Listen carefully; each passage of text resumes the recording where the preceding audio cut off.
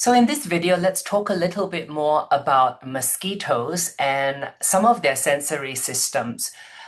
Mosquitoes, needless to say, they have a very, very strong association with vertebrate animals, and in the context of us as humans, a couple of species that are closely associated with, of course, the vectoring of diseases. So they're big issue in many parts of the world.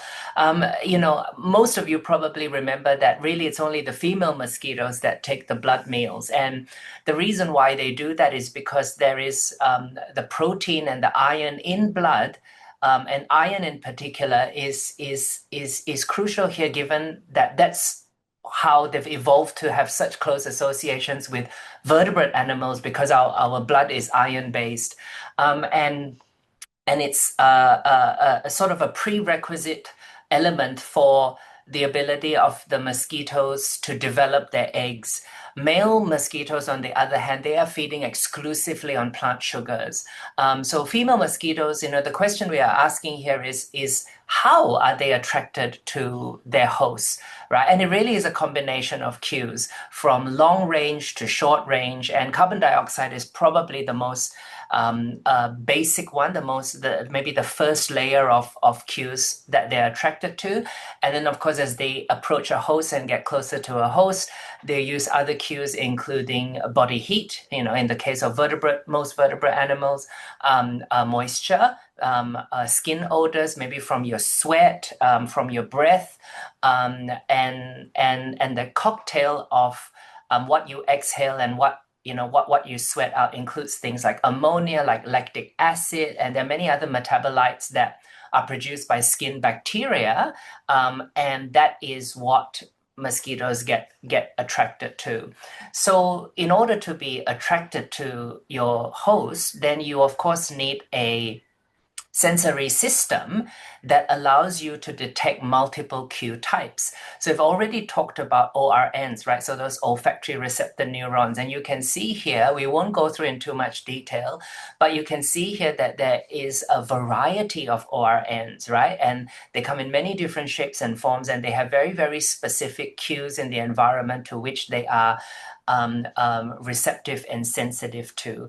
In the context of the mosquito, in addition to the antennae and the eye, which gives it the sensory system it needs for long-range detection of hosts, when it actually does land, then a secondary level of checks are made to ensure that, this is genuinely a host I can use. And that will take the shape and form of using their mouth parts, and even also part of their legs, their appendages, which also has receptors that confirm the suitability of the host. So this little diagram here is a nice one. We'll have to start from right to left. And you'll notice that at long range, so about 1 to 50 meters away from a host, the mosquito is using things like visual cues, right? Shortly, we'll talk about when mosquitoes typically hunt or look for hosts, and you'll find that most of them are concentrated during sort of dawn and dusk sort of hours, which tells us that there's some level of visual cue and visual discrimination that mosquitoes can use, in addition to chemical cues like body odor and carbon dioxide. Okay, now that I'm closer to the host, maybe about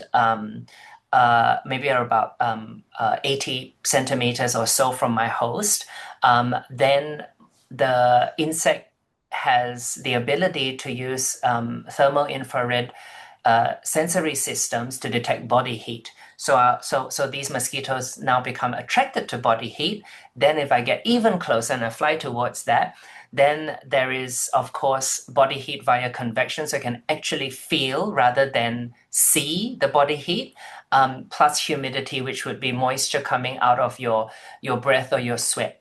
And that will initiate arrestment. So this term arrestment, I'll talk to it in another video as well. Arrestment means that it lands. It's just a fancy way of saying landing behavior.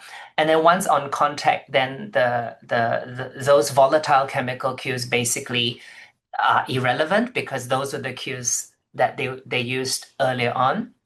It really is a mixture of physical cues, like heat, and tactile cues that are associated with specific metabolites that are found on your skin at the time.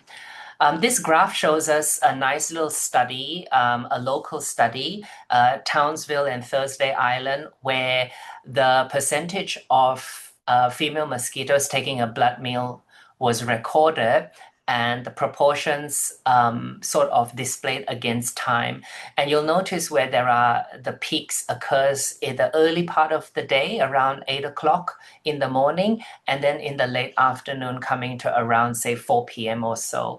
And of course, there are some subtle differences in the location here, but I think in general, the principle here is that sensitivity and this behavior of taking a blood meal is not a consistent thing. Like the insect is not taking a blood meal like 24/7, right? So there are certain species associated with certain times that they are most active, and there's probably a reason why they're active at those times. It could be a mixture of the environmental temperature that suits flight and host location, because in the middle of the heat of a day, it's probably not conducive. And of course, there are some mosquitoes that are also very active at night.